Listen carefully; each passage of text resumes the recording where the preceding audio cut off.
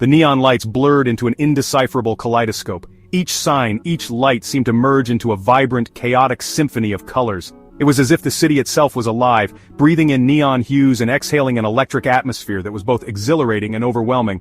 My heart pounded like a drum in my chest. The rhythm was erratic, a staccato beat that echoed my growing anxiety. Every step I took felt heavy, as if the weight of the city was pressing down on me, making it hard to breathe. The bustling crowd around me seemed to move in fast forward while I was stuck in slow motion.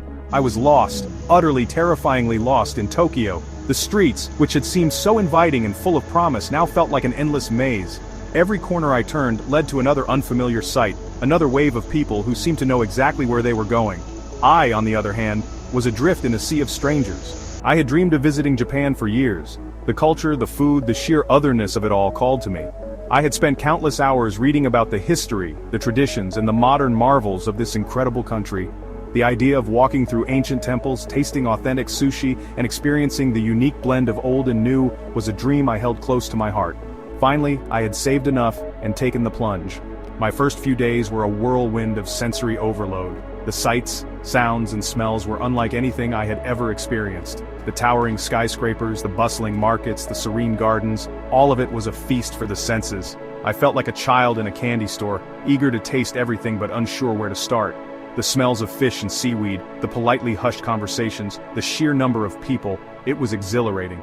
The fish market was a sensory explosion, with vendors calling out their wares and the scent of fresh seafood mingling with the salty air. Street food stalls offered tantalizing treats, each bite a new adventure for my taste buds. The markets were alive with chatter, a constant hum of activity that made me feel like I was part of something grand and vibrant. But my excitement would soon give way to a fear I had never known. As night fell, the city took on a different character. The once inviting streets now seemed shadowy and unfamiliar.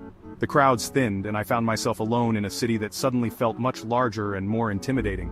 The neon lights that had once dazzled me now seemed to mock my disorientation. I realized that in my eagerness to explore I had ventured too far from the familiar paths, and now I was paying the price. I had decided to explore a quieter part of the city, away from the tourist traps. Tokyo is often seen as a bustling metropolis filled with neon lights, towering skyscrapers, and crowded streets.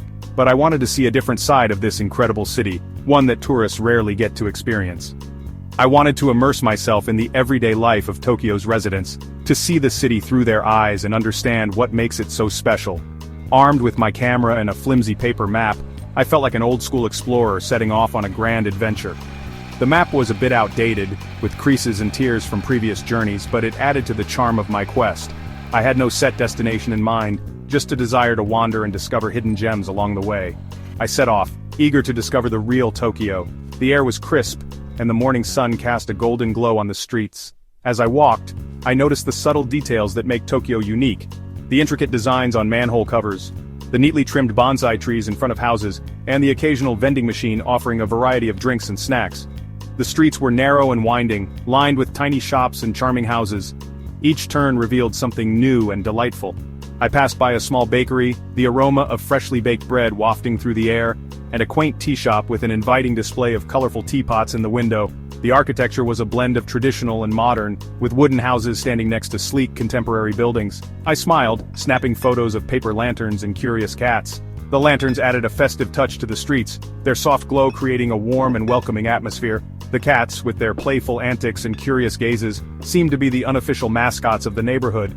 They followed me for a while as if guiding me on my journey. This was the adventure I craved. Every moment was filled with a sense of wonder and discovery. I felt like I was uncovering the soul of Tokyo one street at a time. The people I encountered were friendly and polite, often greeting me with a nod or a smile. It was a stark contrast to the hustle and bustle of the more touristy areas. I turned a corner, drawn by the sound of laughter. It was a joyful, infectious sound that made me curious to find its source. As I followed the laughter, I felt a sense of anticipation building up inside me. What new discovery awaited me around the bend? Children were playing in a small park, their parents chatting on a nearby bench. The park was a hidden oasis in the middle of the city, with lush greenery and a small playground. The children's laughter filled the air, and their energy was contagious. The parents looked relaxed and content, enjoying a moment of peace while keeping an eye on their little ones. It was a perfect slice of everyday Japanese life. The scene was simple, yet beautiful, a reminder of the universal joys of family and community. As I stood there taking it all in, I felt a deep sense of gratitude for this experience. It was moments like these that made my journey truly unforgettable. Lost in the moment, I wandered deeper into the labyrinthine streets.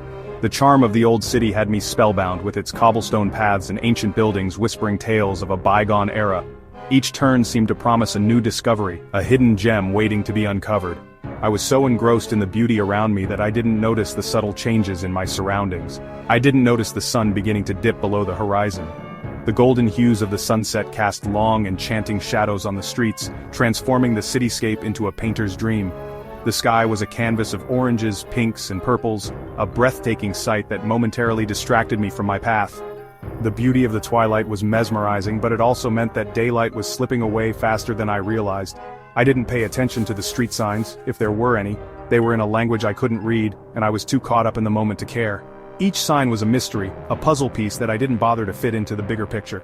My focus was on the experience, not the navigation. I felt invincible, as if the city was my playground and I could never truly get lost. It was only when the light began to fade that I realized with a jolt. I had absolutely no idea where I was.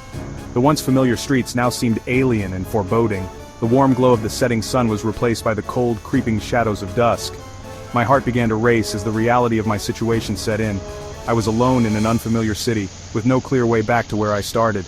My stomach dropped. I pulled out my map, but it might as well have been written in hieroglyphics. The streets seemed to twist and turn in ways that defied logic.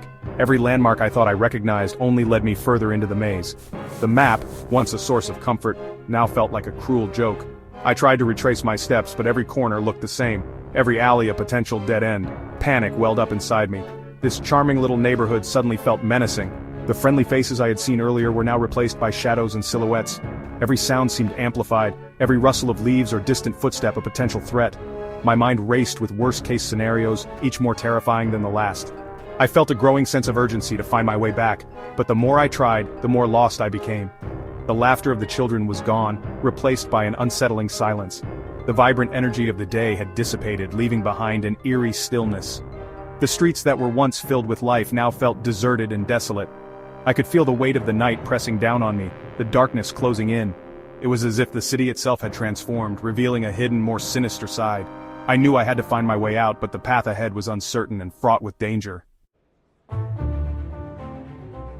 I tried to retrace my steps, but every corner looked the same. The houses were all identical, the streets twisting and turning with no discernible pattern. Desperation clawed at me. I tried to ask for directions, but my attempts at Japanese were met with confused stares. My phrasebook, uselessly tucked away in my bag, mocked my predicament. The sun sank lower, painting the sky in shades of orange and purple. It was beautiful, but the beauty did little to ease my growing terror. Darkness fell like a shroud, plunging the streets into shadow. The streetlights flickered to life, casting an eerie glow on the empty sidewalks. Every rustle of leaves, every distant car engine sent shivers down my spine. My imagination, fueled by fear, conjured up images of shadowy figures lurking around every corner. I quickened my pace, my heart hammering in my chest. The weight of my camera, once a symbol of adventure, now felt like a lead weight around my neck. Just when I was about to give in to despair, I saw it, a small, brightly lit shop on the corner. It was a bakery, its window displaying an array of colorful pastries. Relief washed over me. A human being, someone who could help. I practically ran to the door, my hopes soaring. The shopkeeper, a kindly old woman with a warm smile, didn't speak a word of English, but her eyes held a kindness that transcended language. With gestures and a few basic words, I managed to convey my predicament. She listened patiently, nodding sympathetically.